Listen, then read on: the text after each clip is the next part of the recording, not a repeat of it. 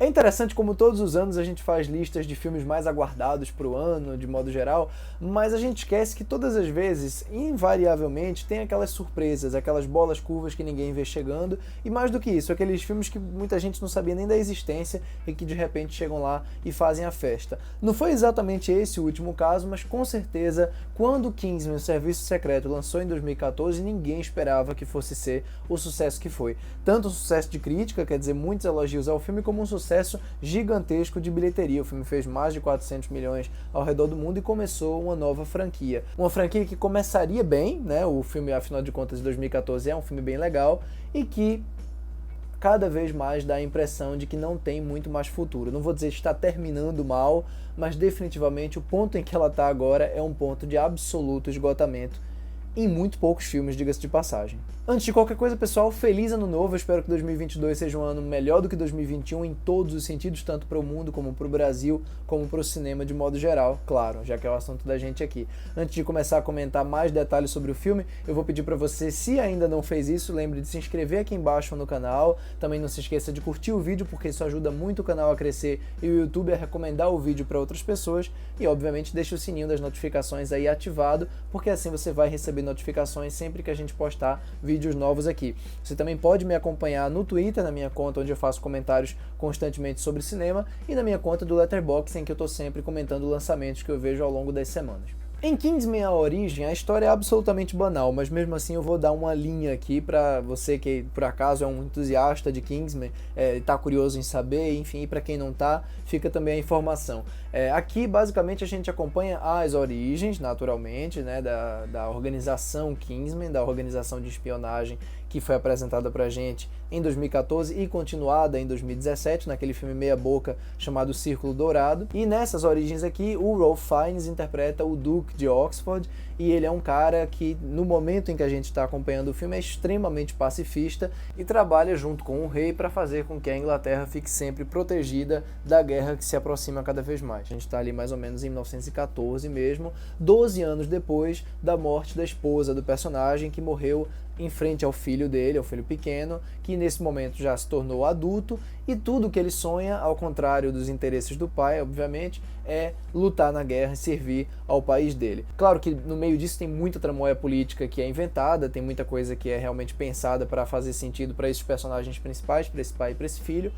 e é um caos absoluto nesse sentido. Então a única coisa aqui que tem de história real são os pontos, os marcos, né, históricos, como a Segunda Guerra dos Boeres e depois, claro, a Primeira Guerra. Quem dirige o filme é o Matthew Vaughn, que dirigiu também os 2 capítulos anteriores e deve, ao que tudo indica, dirigir também a parte 3, né, no caso continuação direta do segundo, que deve começar a ser gravado mais ou menos na segunda metade de 2022. E ele tem 2 filmes que eu gosto muito. Um é o Kick-Ass, que é um dos meus filmes favoritos, aliás, dos anos 2010, dentro desse gênero de super-herói, de quadrinho, e o X-Men Primeira Classe, que é um dos meus filmes favoritos dos X-Men. Ao que tudo vem indicando até aqui, infelizmente, o Matthew Vaughn tem muita dificuldade de continuar bem aquilo que ele começa bem. É o caso, por exemplo, do Kick-Ass 2, né, que é uma barafunda sem tamanho, é muito, muito ruim. O Kingsman: O Círculo Dourado eu acho uma bagunça sem tamanho, apesar de ter momentos inspirados ali e aqui. E esse filme, esse A Origem, ele tem sim também alguns momentos interessantes, ele tem alguns momentos relativamente inspirados,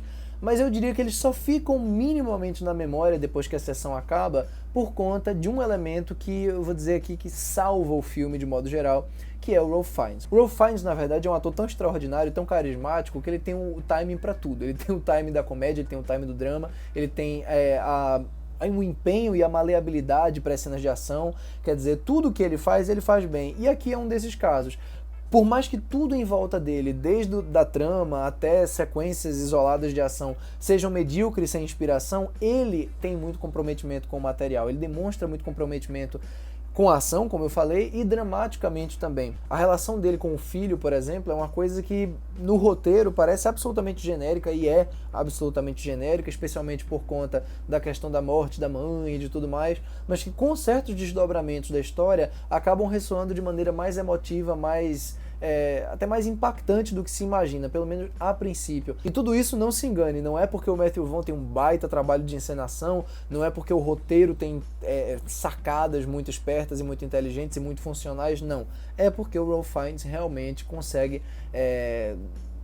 tomar conta de tudo que está em volta. Claro, tem sim algumas participações interessantes do elenco, eu vou destacar principalmente o Jimon Hanso, que é um ator que cada vez mais nos pequenos papéis que ele pega a gente percebe o talento dele, o carisma dele, eu quero muito ver mais filmes com ele, inclusive.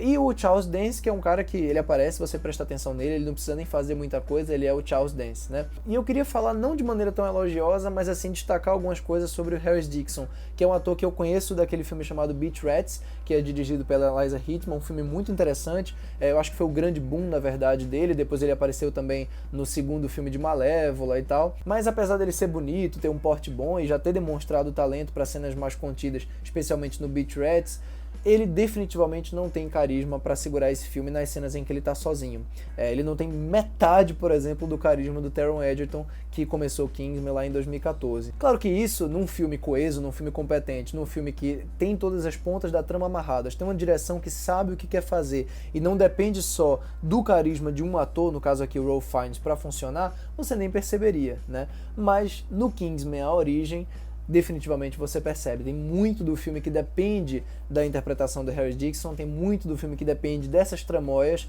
e a coisa realmente, em momentos específicos, flopa gigantemente, de um jeito que você realmente não consegue investir absolutamente nenhum tipo de engajamento no filme. Cenas de ação isoladas até podem funcionar, especialmente lá no final, quando você tem um momento mais despirocado ou outro, quer dizer, momentos que apelam mais para um humor até meio cartunesco, até meio absurdo. Mas a fotografia é muito desinteressante. A encenação, de modo geral, é muito desinteressante. Uma das coisas que chamou a atenção de muita gente lá em 2014, por exemplo, foi o uso da violência, que é uma coisa que o Matthew Vaughn também trabalhou no primeiro Kick-Ass, de maneira inclusive mais bem sucedida, na minha opinião. Mas aqui isso está completamente aleatório, quer dizer, se o primeiro Kingsman já tinha problemas de tom de modo geral, quer dizer, já tinha dificuldade de conciliar cenas extremamente violentas com cenas mais sessão da tarde, por assim dizer, esse filme aqui então é que atira para todos os lados, então ele sai do cartunesco para o hiperviolento, para momentos que parece que otimizam mais a ação, para a coisa se resolver de maneira mais direta, quer dizer, ele definitivamente não sabe o que ele quer ser. Ele tem todo um segmento, por exemplo, que parece que ele está querendo descaradamente copiar o 1917 do Sam Mendes e de repente ele resolve abandonar isso e se torna um filme quase que antipacifista, assim. Inclusive é uma das mensagens mais esquisitas que eu vi nos últimos anos num filme desse tamanho, quer dizer, é um filme que parte de uma ideia pacifista do personagem e das situações, e quando a coisa da ação e da guerra e do conflito vai se fazendo mais presente, o filme não abraça aquilo com o mínimo de pesar, quer dizer, ele diz mesmo com todas as palavras que aquilo ali tem que acontecer daquele jeito e que o personagem tem que voltar ativa e que a violência se faz necessária de alguma maneira. Então assim, no saldo final, Kingsman: A Origem não é um desastre total por conta do Ralph Fiennes e por conta desses momentos isoladamente inspirados de ação. Tá, inspirados é uma palavra forte, mas enfim, pelo menos ele consegue levantar pontualmente a peteca de uma maneira que você não fica morrendo de tédio.